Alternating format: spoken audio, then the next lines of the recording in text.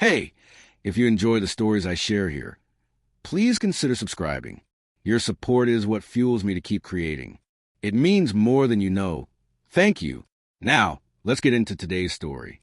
When I first opened the door, I thought I was walking into a scene torn from the pages of a romance movie. The hallway was bathed in a warm, golden glow from flickering candles, their soft light casting trembling shadows across the floor.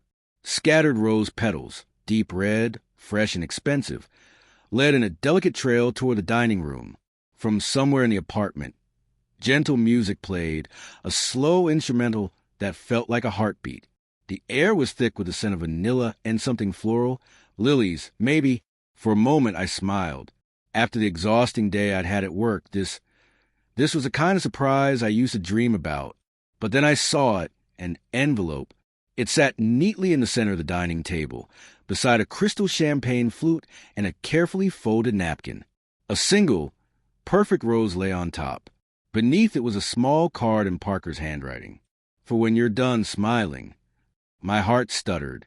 The smile dropped from my face as quickly as it had come. That line, sharp and intentional, wrapped around my chest like a wire pulled tight. I reached for the envelope, my fingers suddenly cold, trembling as if they already knew what was coming. Inside was a thick, stapled stack of papers.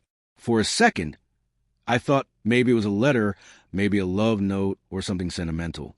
But the moment I saw the first page, my stomach twisted. A screenshot. My screenshot. A message I had sent months ago. Flirty, playful, unmistakably inappropriate.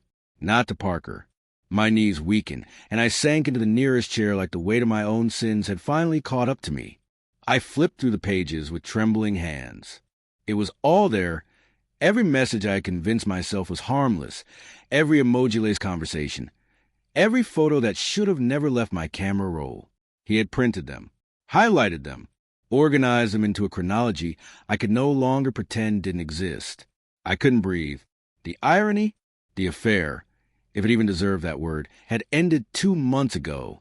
It was reckless, stupid, a blur of poor choices born out of a drunken night at a bachelorette party, a friend of a friend, a mistake that spiraled into 2 weeks of flirtation, and 2 nights I'd give anything to erase. I told myself I fixed it. I told myself Parker never needed to know. But Parker knew. I heard the door click softly behind me. I turned, heart pounding. There he stood in the hallway, arms crossed, face unreadable, eyes hollow. There was no yelling, no wild accusations, only silence. I figured if you were going to lie to my face every day, he said, voice calm, sharp as glass, you might as well walk through a lie, too. He motioned slightly toward the candlelit room, the soft music, the roses, the champagne, the mockery of romance. Parker, my voice cracked. I barely recognized it. He held up a hand. Don't. He stepped closer, gaze locked on mine. I already read everything. I know the timeline better than you do now.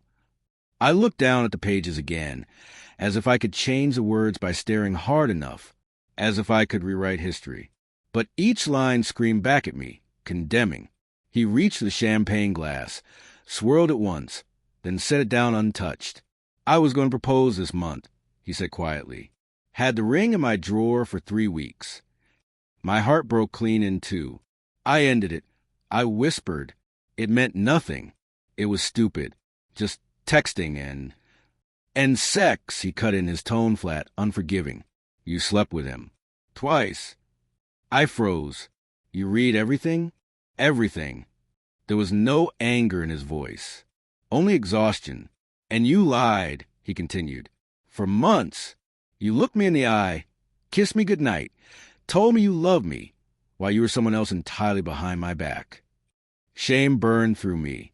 I wanted to hate him for the calmness, for the precision with which he had laid it all out, for how final it felt, for how poetic the setup had been. How long have you known? I whispered. Long enough, he replied. 3 weeks ago. You left your iPad unlocked when you were in the shower. I remembered that day. I remembered laughing under the water, thinking how lucky I was to have Parker. I wanted to believe it was a joke, he said softly, that you were drunk or hacked, But then I kept looking, and it just kept going. Tears spilled from my eyes, warm and relentless. I didn't even try to stop them. I was stupid, I said. I ruined everything. But I love you, Parker. I never stopped. He looked at me for a long time. That's the problem, he said. You think love excuses betrayal. I stood, desperate to close the distance between us. Please, I'll do anything. I'll go to therapy. I'll block everyone. I'm not here to negotiate. His voice grew sharper now. I just wanted to see your face when you realize it's over. It hit like ice water, cold and numbing. You didn't even let me explain. I let you live your life for 2 months, he said, suddenly louder. You had plenty of time to explain. You chose silence. There was no defense, no excuse, only the echo of decisions I couldn't take back. He walked to the door and opened it. I've already packed a bag. I'm staying with my brother. You'll have the weekend to figure out where you're going. This is your apartment now. He paused, turning slightly.